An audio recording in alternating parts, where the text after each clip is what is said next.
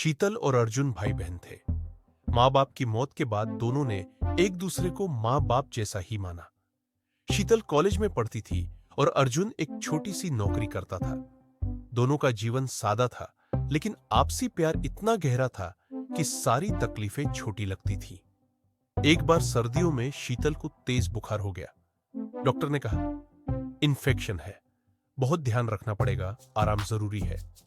उस छोटे से मकान में एक ही कमरा ऐसा था जिसमें हीटर था। वही छोटा कमरा जो अर्जुन ने बड़ी मेहनत से किराए पर लिया था ताकि बहन को सर्दी न लगे। रात का समय था, बाहर कड़कड़ाती ठंड थी। शीतल का बुखार बढ़ता जा रहा था। अर्जुन ने जल्दी से दवाइयां दी और हीटर चालू कर दिया। कमरे में सिर्फ एक ही पलंग था। शीतल ने कहा, भाई तू पलंग पर सो जा, मैं नीचे गद्दा लगा लूंगी। अर्जुन मुस्कुराया, बिल्कुल नहीं, तुझे आराम चाहिए। तू पलंग पर सो, मैं जमीन पर ही सो जाऊंगा। उसने जमीन पर एक गद्दा बिछाया, उस पर कंबल डाला और सिरहाना लगाया, लेकिन सोया नहीं। जैसे ही शीतल हल्का भी कराहती, वो उठकर देखता, कभी पानी देता, कभी उसका सिर सहलाता।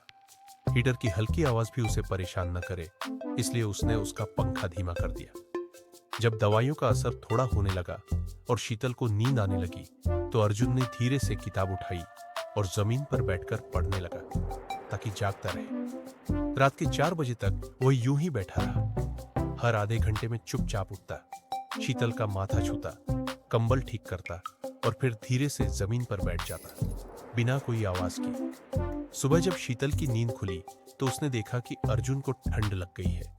उसके हाथ ठंडे पड़ चुके थे, लेकिन उसके चेहरे पर थकावट नहीं, एक सुकून था।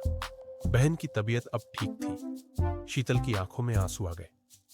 भाई, तूने जमीन पर रात भर कैसे काट ली? अर्जुन मुस्कुराया, जब तू छोटी थी, माँ भी तेरे लिए रात भर जागती थी। अब माँ नहीं है तो क्या मैं तुझे यूं ही तकलीफ में छोड़ दूं?